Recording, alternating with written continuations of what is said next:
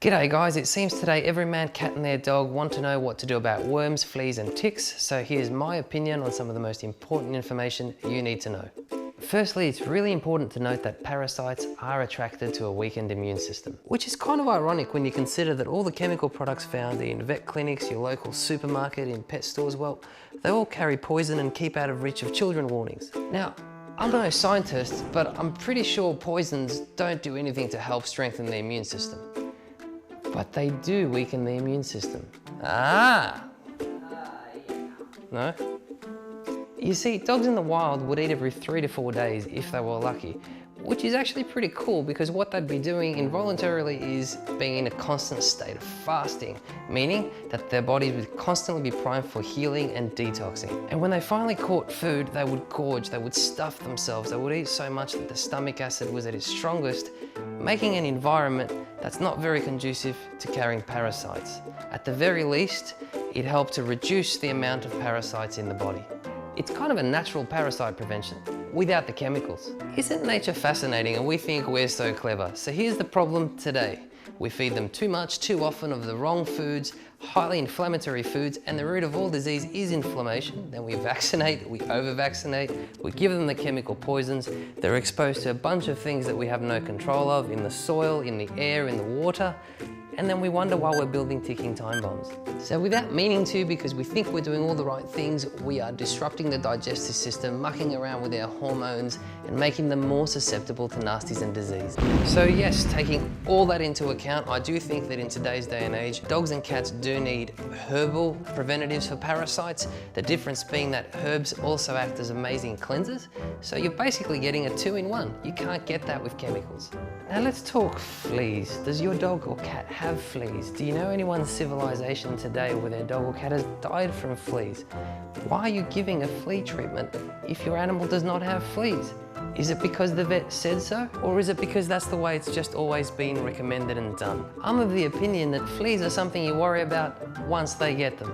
And even if you don't like what you're hearing and you'd like to use a preventative, that's fine, but did you know that there are some herbs that actually alter the taste of the blood, making it less appealing to parasites? And maybe you know this, maybe you don't, but there are many natural powders and topical sprays that you can apply to your dogs and cats to help prevent parasites. My concern is that a lot of these toxins accumulate in the body and it becomes especially hard to trace back what it is that caused an animal to have organ failure or cancer and so on. Because it's not just one thing that causes disease, it is an accumulation of things, and that's why I promote a constant state of cleansing. So my advice is don't take a single day off. Use herbs, use zeolites, use every natural product you can to help continually put your animals in a constant state of cleansing. Use good quality fiber, good vegetables, not crappy carbs, and encourage them to become basically pooping and peeing machines, because we want to ensure that coupled with exercise, which is really important and the blood's flowing, they're constantly expelling toxins. And next crossed off the list is ticks, because this is the one created the most controversy and arguably the most adverse reactions are being reported in chemical tick products. It's as if insecticide products that were designed to kill parasites by attacking their nervous system could be causing harm to our cats and dogs. Crazy, right? I mean, who would have thought? The studies have been done, but apparently poisons aren't poisonous. What's that you say? You live in a high-risk tick area? Okay, so you may choose to use a chemical tick product. That's your right. But don't you think, considering how nasty some of these chemicals are, we should be making a risk versus reward-based system, not just making blanket statements that every dog and cat in the country should be on flea and tick products? Where I live, for example, there's probably more chance of me winning the lottery than Augustine and Faith getting bitten by a tick. So why should I subject my dogs to chemical poisons when the risk of actually catching something we're trying to prevent is extremely low? Risk versus reward. Do your homework. Talk to people, get the right information. Knowledge is power, and don't let anyone bully you. Not your vet, not your friends, not your family, not Uncle Charlie. And by now you're probably wondering, what does this crazy dog person do to help prevent parasites in his animals? Well, for quite some time now, we had our own natural Augustine approved products on the market for parasites.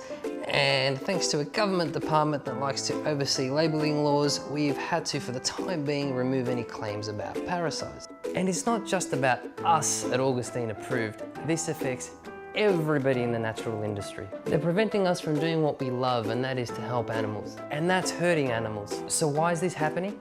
Because we have a government agency that makes it virtually impossible for natural products to be listed or registered for parasite prevention or treatment. All while they collect monies in the form of levies from chemical poison sales. Chemical poison sales from products made by companies that have long histories of fraud, paying billions of dollars in fines and settlements, and always using their own research that is self-funded.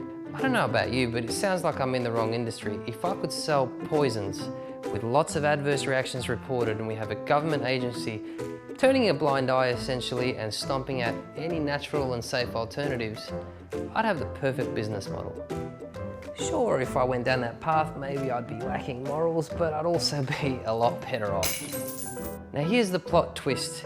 In absolutely no time, we were able to go to the TGA that handles human label products, and one of our parasite products for animals we were able to list as a complementary medicine pretty much immediately by showing our scientific evidence, and we can now actually make claims for parasites for people. You heard correctly. We can't talk about parasite prevention or treatment for animals, but we can for people for the same exact product. And we're scratching our heads too. I'd like to thank all those that have donated towards our new documentary so far, for all the love and support from everyone. Where's the Harm will feature some of the most respected veterinarians in the world, business owners that are affected, politicians, lawyers, and sadly also those that have lost their animals to what they believe is adverse reactions from veterinary chemical products.